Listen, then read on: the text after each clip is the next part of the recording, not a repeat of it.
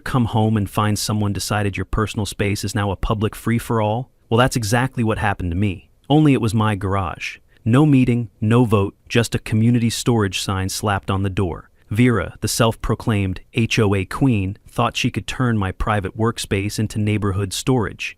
She didn't even ask, just took it over. What happened next? You won't believe it. I wasn't going down without a fight. Trust me, it gets messy. Drop a comment below. Are you with me, Team Wyatt or Team Vera? Let's see where your loyalty lies. And believe me, it's going to be a wild ride. Every time I tried to reason, Vera would shut me down with her domineering attitude and dismissive words.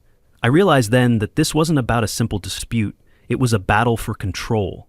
She had decided that my garage was hers, and I had no say in it. It wasn't just about storage anymore. It was about power.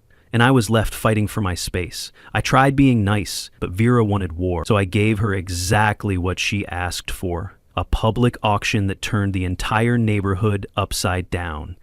Team Wyatt or Team Vera? Comment below and tell me where you're watching from, because this story will make you want to cheer. You know that feeling when someone walks into your house and starts rearranging your furniture? Multiply that by 10 and you've got my first meeting with Vera Hargrove. I'm Wyatt Coleman, 35 years old, and I make my living as an interior designer in suburban Phoenix, Arizona. 3 years ago, I bought this beautiful craftsman-style home specifically because of the 2-car garage I could convert into my workshop. That garage was my sanctuary, my office, my warehouse, and my creative space all rolled into one. I had vintage furniture pieces I was restoring, fabric samples organized by color and texture, exotic wood pieces waiting for the right project, and thousands of dollars worth of design, tools, and equipment.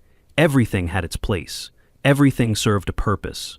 My business depended on that organized workspace, and I spent countless hours perfecting every detail. The neighborhood seemed perfect when I moved in. Tree-lined streets, well-maintained homes, friendly neighbors who waved when they saw you. The homeowners association was quiet, almost invisible, which was exactly how I preferred it. I attended maybe 2 meetings in 3 years, and they were boring affairs about street cleaning schedules and holiday decorations. Nobody complained, nobody caused drama, and everyone seemed content to live their lives in peace. That all changed the day Vera Hargrove decided she needed more storage space, and my garage looked like the perfect solution. She called an emergency HOA meeting, which should have been my first red flag. Who calls emergency meetings about storage solutions? The meeting was held in the community center, a small building that usually hosted birthday parties and book clubs. I arrived expecting maybe a dozen people, but only 4 of us showed up. Myself, Vera, Dale Morrow, and Mrs. Clara Hensley. Vera had clearly dressed for the occasion, wearing a wrinkled business suit that looked like it had been pulled from the back of her closet and a fake Coach bag that fooled nobody. She carried a clipboard with official-looking papers, though I later discovered it contained her grocery list and a reminder about a dentist appointment. Dale sat in the corner looking like he'd rather be anywhere else, fidgeting with his phone and avoiding eye contact.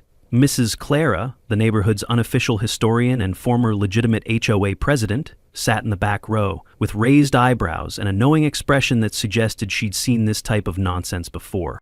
Vera called the meeting to order, with the authority of someone who had never actually been elected to anything. She announced that effective immediately, unused garage space would serve as rotating community storage for neighbors in need.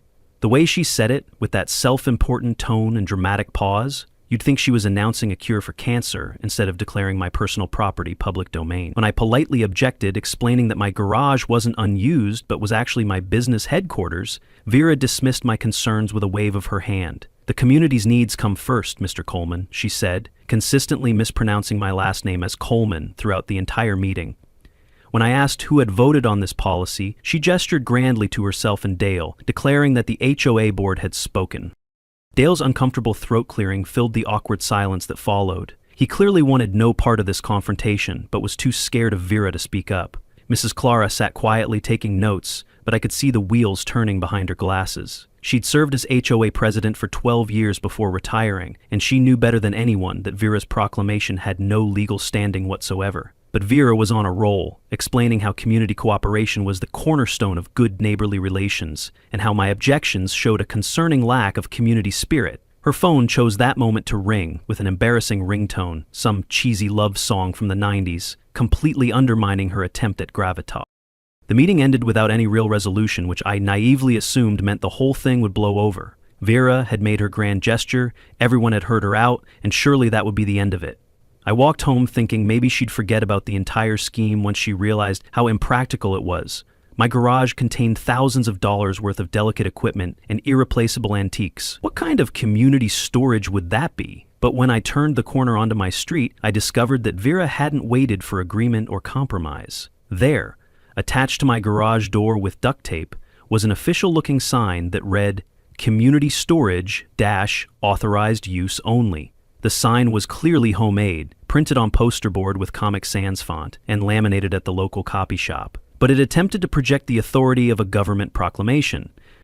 When my eyes fixed on that community storage sign on my garage door, it felt like the world had just tilted on its axis. My heart skipped a beat, and for a moment, I couldn't even breathe. This was my garage, my personal space, and here was a homemade sign boldly declaring it open for anyone in the neighborhood to use. The absurdity of it hit me hard. How could Vera, without any consultation, simply decide that my property was now community property? It felt like I was standing on the edge of something much bigger than just a disagreement about storage. It was a violation of everything I had worked for. My heart surged with anger and helplessness. This wasn't just a sign, this was an attack on my personal space, a space where I had spent years building my business and my dreams. The feeling of invasion wasn't just about the material things in the garage, it was about my personal freedom being taken from me. I was left standing there, stunned, trying to process what was happening to my life. Vera hadn't waited for agreement or compromise. She'd already claimed my workspace, and tomorrow I'd find out she wasn't just making empty threats. Day 2 of Vera's community storage experiment. Turns out, she'd already lined up customers. I discovered this when I found Dale Morrow awkwardly unloading Christmas decorations into my garage at 7 in the morning. Picture this poor guy, still in his bathrobe and slippers, trying to wrestle a 6-foot inflatable Santa through my carefully organized workspace. When he saw me approaching, his face turned the color of his red flannel pajamas. He stammered an apology and asked if Vera hadn't told me about the arrangement, assuming I had somehow agreed to this madness overnight. Dale seemed genuinely confused about the situation, as if he couldn't believe anyone would object to strangers storing their holiday decorations in someone else's workspace. I helped Dale load everything back into his truck, explaining that there had been a misunderstanding and that my garage wasn't actually available for community storage. He apologized profusely, clearly embarrassed by the whole situation. Dale struck me as a decent guy who'd gotten caught up in Vera's scheme without fully understanding what he was agreeing to. He mentioned that Vera had been very persuasive about the benefits of shared storage space and had made it sound like the entire neighborhood was on board with the plan. As he drove away, I thought maybe that would be the end of it. Dale had seen reason, removed his items, and hopefully word would spread that the community storage plan was off the table. 2 hours later, I discovered just how wrong I was. Vera arrived with what she called her inspection team, which consisted of Tina Burrows, a neighbor who desperately wanted to get on Vera's good side, and Mrs. Patterson, an elderly woman who looked like she'd rather be anywhere else. Vera announced they were conducting a safety inspection for community storage compliance, which was obviously just an excuse to establish dominance and scope out the valuable items in my garage. She walked through my workspace like a general surveying conquered territory, pointing out supposed safety violations and making notes on her clipboard. Tina followed behind, filming everything on her phone, claiming it was for documentation purposes, though I suspected it was really for Vera's protection in case I objected to their intrusion. During this so-called safety inspection, Vera, with a fake, sympathetic smile, deliberately knocked over my prized vintage lamps. The sound of the glass shattering on the floor felt like a knife to my chest. It wasn't just the destruction of something valuable, it was a symbolic act. She was tearing down my livelihood in front of me. I watched in shock as the pieces of a 1920 SR Deco lamp scattered across the concrete floor, knowing full well that it was worth $800. And Vera? She acted like it was nothing, feigning concern as though this was some kind of accident, when I knew it was all part of her plan. I watched in horror as one piece shattered against the concrete floor, a 1920s Art Deco lamp worth $800 that I'd been restoring for a client. Vera's reaction was perfectly calculated fake concern, gasping about how improperly stored items were such a safety hazard and how this accident proved the need for proper storage protocols. Miss Patterson looked mortified by the whole scene and kept trying to edge toward the door, clearly uncomfortable with Vera's aggressive tactics. Tina continued filming, capturing my reaction as I stared at $800 worth of broken glass scattered across my workshop floor. The whole scene felt surreal, like watching someone vandalize your home while pretending to help you organize it. As I knelt down, collecting the broken pieces of glass, I felt a sinking sensation in my stomach. This wasn't an accident. Vera had deliberately targeted my most valuable items. There was no remorse in her eyes, only a smug sense of superiority as she stood there acting as if it was all part of some safety check. I could feel my anger rising, but I knew reacting impulsively wouldn't help. I had to stay calm, but deep down I knew that I wasn't just fighting for my things anymore. I was fighting for my right to exist in my own space. Vera had deliberately targeted my most valuable pieces to make a point.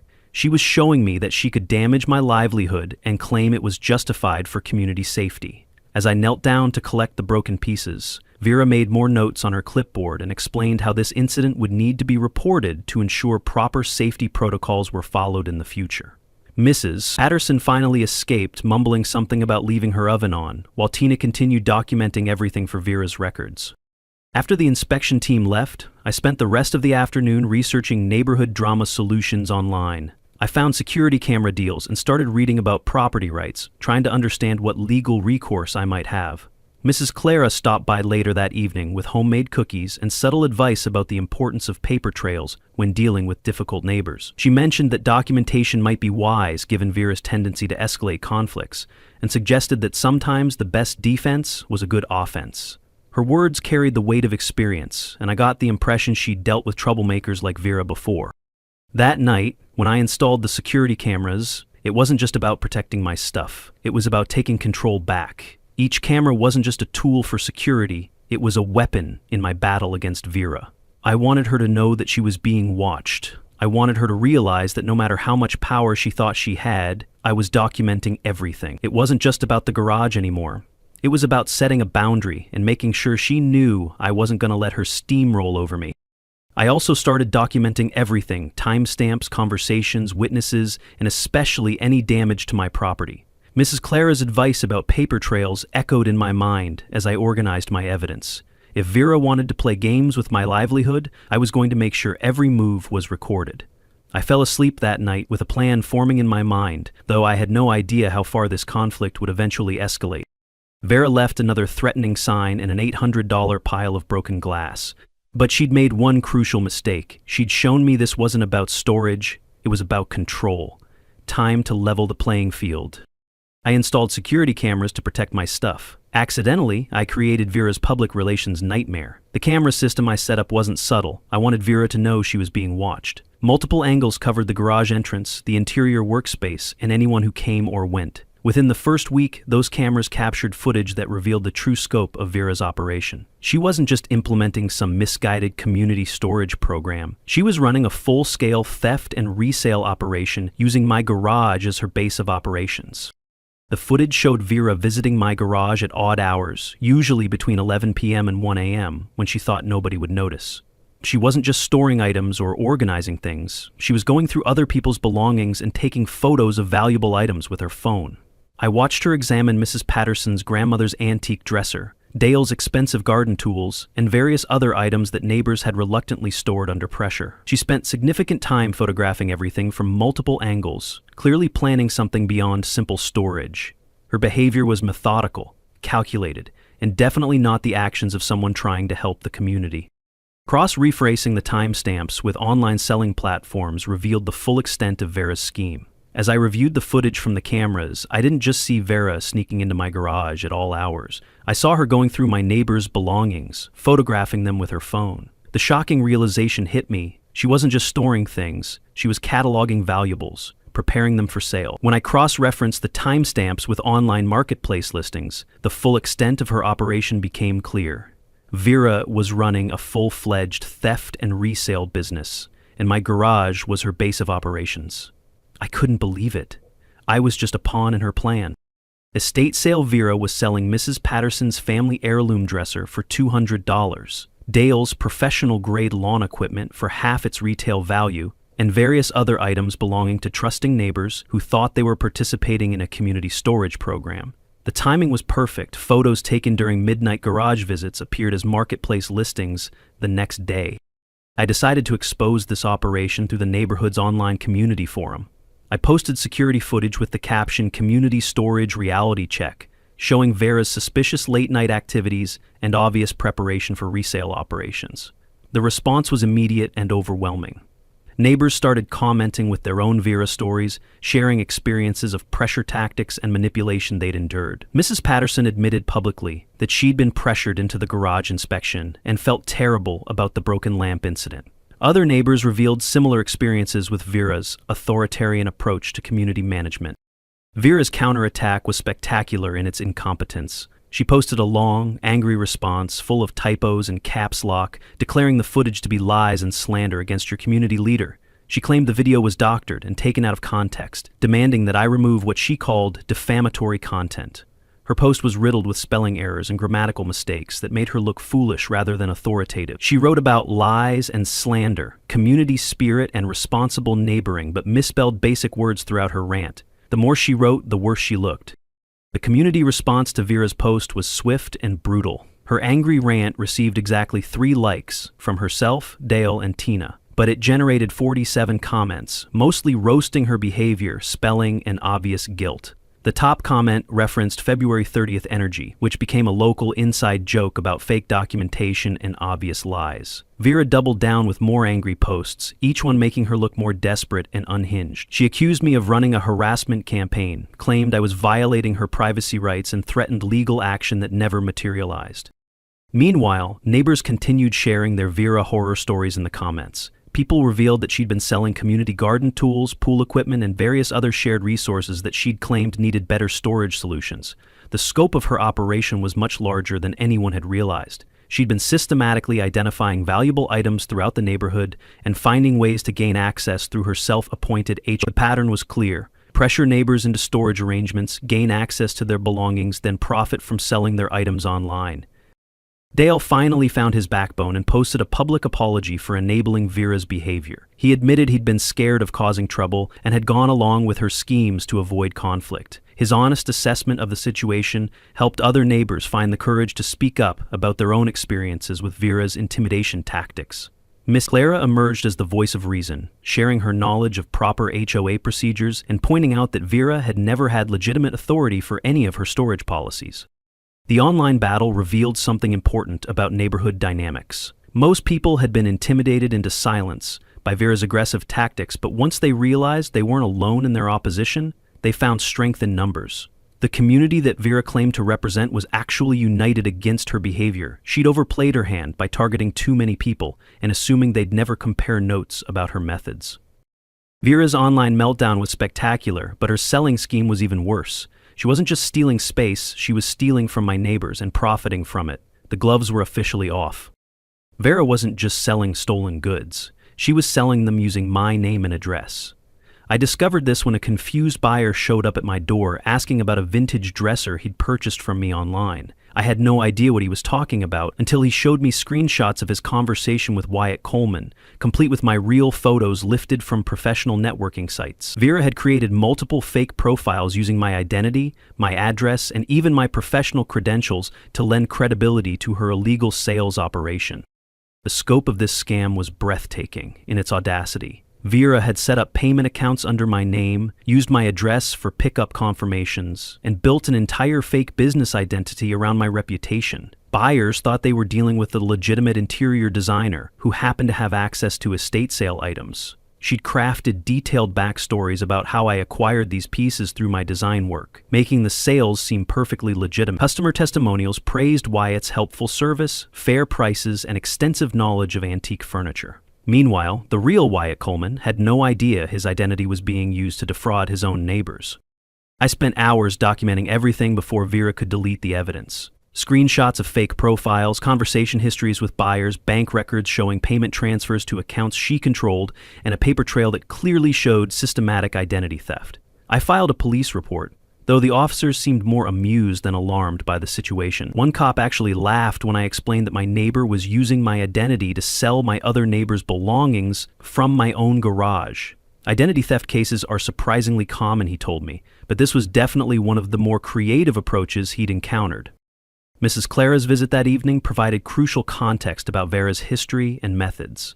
She'd been observing Vera's antics since she moved into the neighborhood and had watched her systematically target different residents with various schemes. Vera had tried to charge neighbors for pool maintenance services she never provided, organized fundraisers for charities that didn't exist, and attempted to establish herself as the neighborhood's unofficial property manager. Each scheme had fallen apart when people started comparing notes, but Vera always found new targets and new approaches.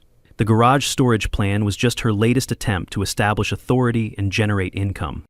Clara explained that Vera had never had legitimate authority for any of her HOA policies. Real homeowners association bylaws require written proposals, neighborhood votes, and proper documentation of any policy changes. Vera's storage decree was no more official than if I had decided everyone's front yard belonged to me. Sometimes the best revenge is giving people exactly what they want, Clara said with a meaningful look. If Vera wanted to claim my garage was community storage, then community storage rules should apply to every item inside, including her own belongings. This conversation sparked my research into storage facility regulations and abandoned property laws. I discovered that community storage facilities are subject to specific rules about unclaimed items. If property remains unclaimed for 30 days after proper written notice, storage facilities have the legal right to auction those items to recover costs. The irony was perfect. Vera's own declaration that my garage was community storage meant that her belongings were subject to these same regulations. She'd created the very legal framework that would allow me to reclaim my space and her items. Dale's breaking point came when I showed him evidence of Vera's selling operation. He genuinely believed he was participating in a legitimate community resource sharing program and was horrified to learn that his stored items had been photographed for potential sale. His public apology on the neighborhood forum was heartfelt and detailed, explaining how Vera had manipulated him through fear of social conflict. He revealed insider information about Vera's future plans, including her intention to expand the storage program to other garages and possibly start charging storage fees. His defection left Vera with almost no neighborhood support. The evidence was overwhelming: identity theft, fraud, unauthorized sale of others' property, and systematic manipulation of neighbors. But I realized that legal action would take months or years to resolve, while my business suffered daily from the ongoing conflict. Mrs. Clara's advice about giving people what they want started making more sense. If Vera wanted community storage, I'd give her exactly that, complete with all the legal requirements and procedures that legitimate storage facilities must follow. I spent that evening drafting official notices for all garage users, explaining that items not claimed within 30 days would be considered abandoned property, subject to disposal.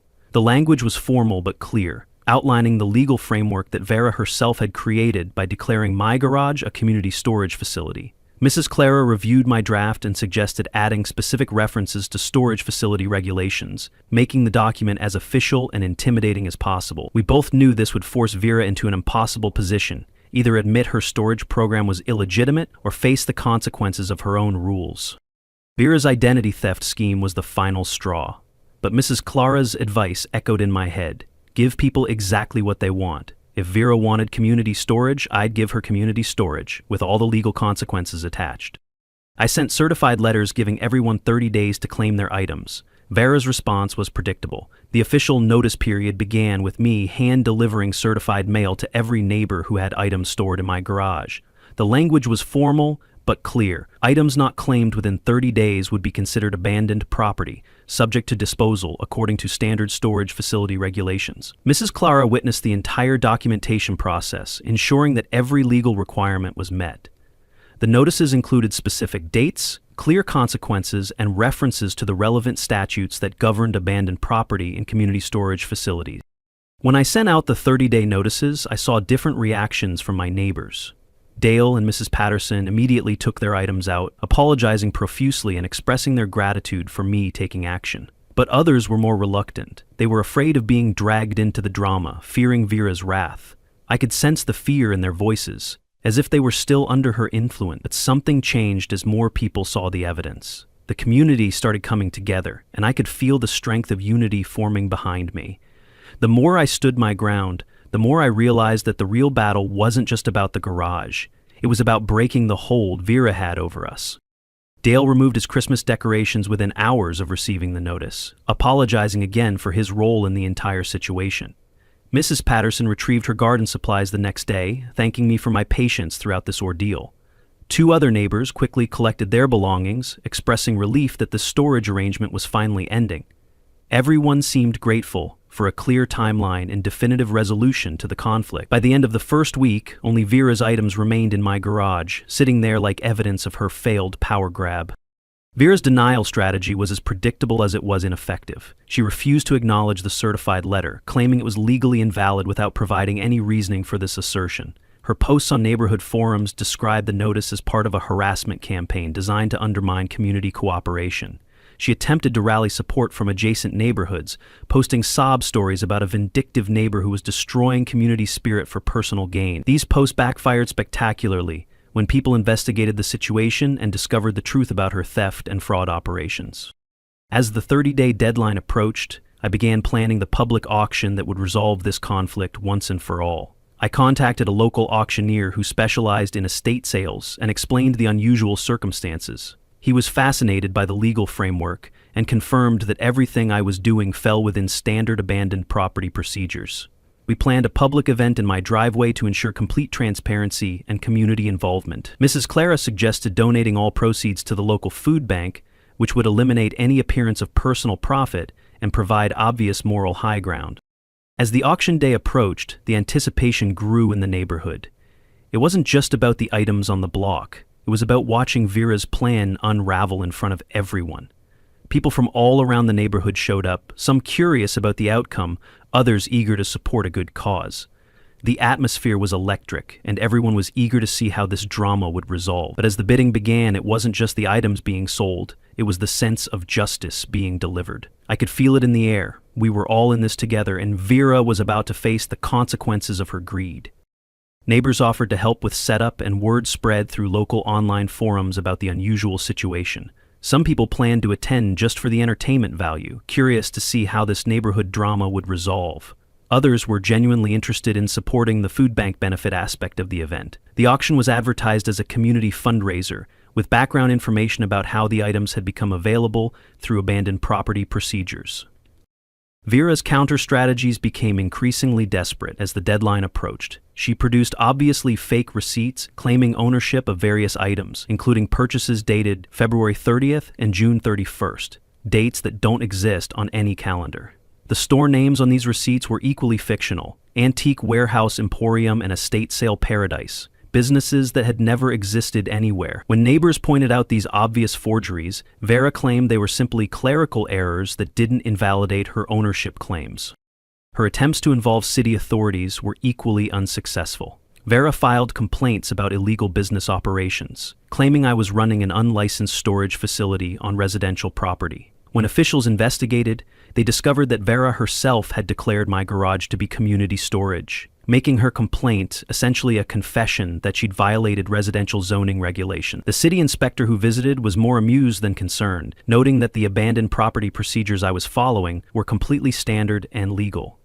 Social media amplification turned the auction into a neighborhood event. The announcement was shared widely across local forums, with thousands of people following the drama through comments and updates. February 30th became a running joke throughout the community, referencing Vera's obviously fake documentation. People started using the phrase whenever they encountered something that was clearly fraudulent or dishonest. The meme spread beyond our immediate neighborhood, with other communities sharing their own HOA horror stories and applauding our creative solution.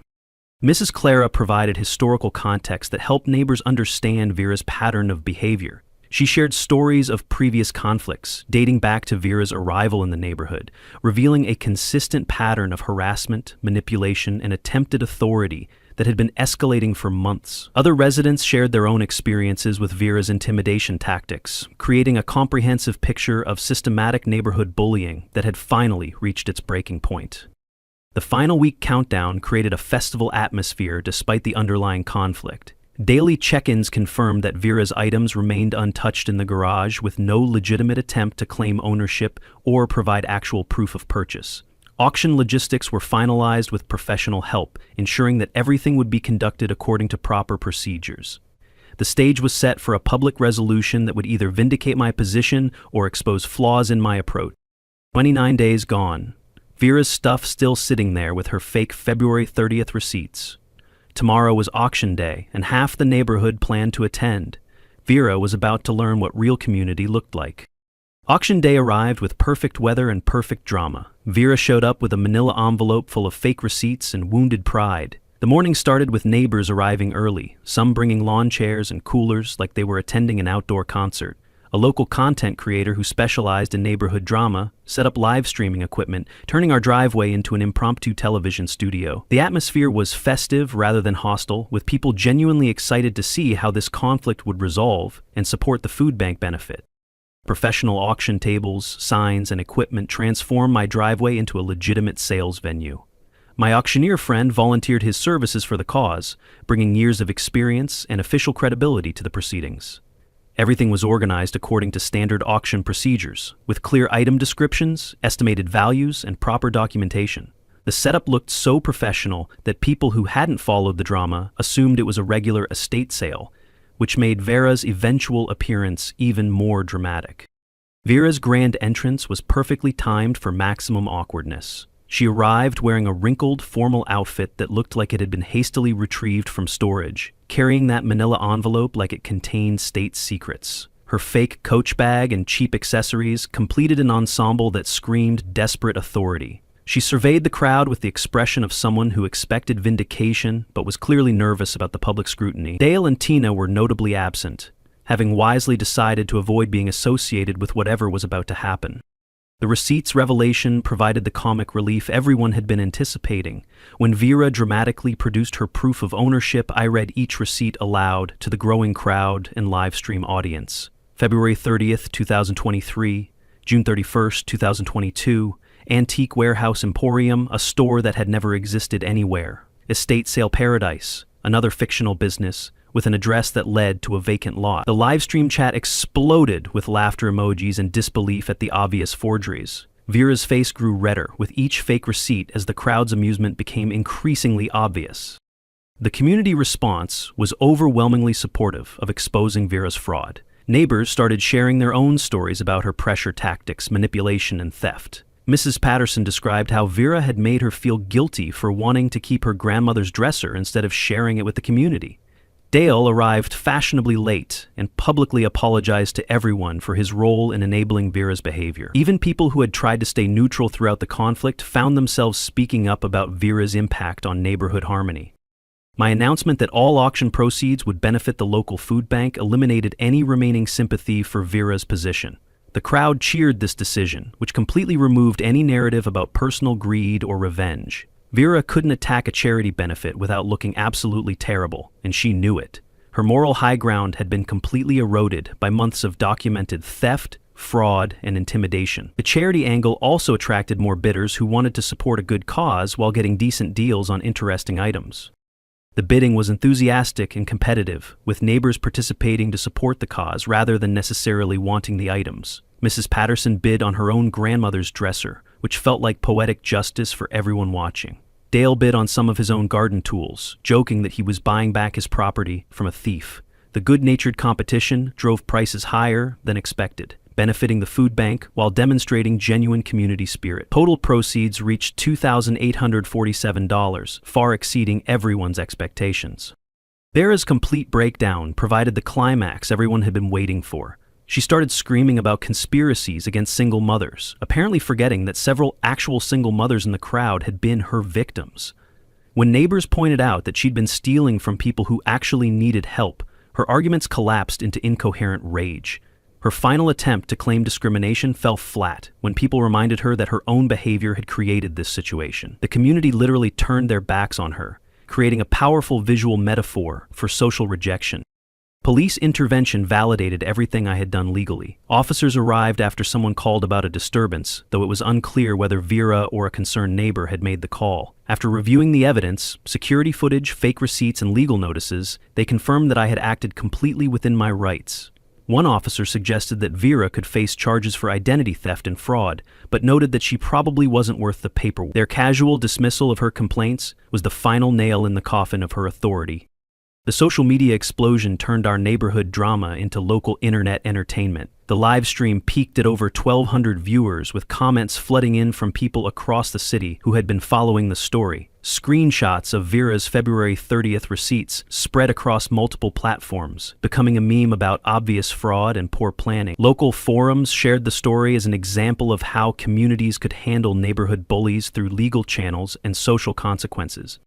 The food bank director's surprise appearance provided a perfect ending to the auction. She thanked the community for their generosity and explained how the money would help provide meals for local families. This transformed the entire event from a neighborhood conflict resolution into a positive community fundraiser. Even people who had been skeptical about the auction methods couldn't argue with the charitable outcome. The day ended with neighbors planning future community events and discussing proper procedures for any future HOA decision.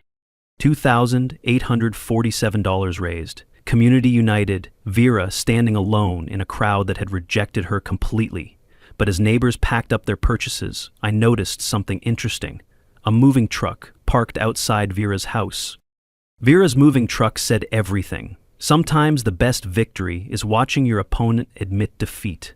The next morning brought professional movers to Vera's house, loading furniture and boxes with the efficiency of people who'd been hired to work quickly and quietly.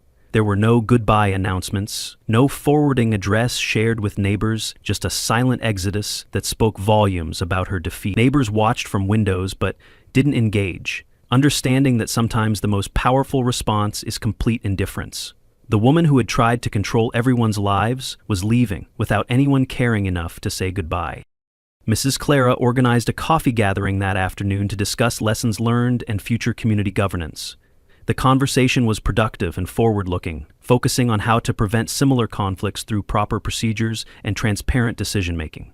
We implemented legitimate HOA protocols with democratic voting, clear communication channels, and accountability measures. The neighborhood that Vera had tried to control through intimidation became stronger and more united through proper democratic processes. People who had been afraid to speak up during her reign found their voices and became active participants in community decisions.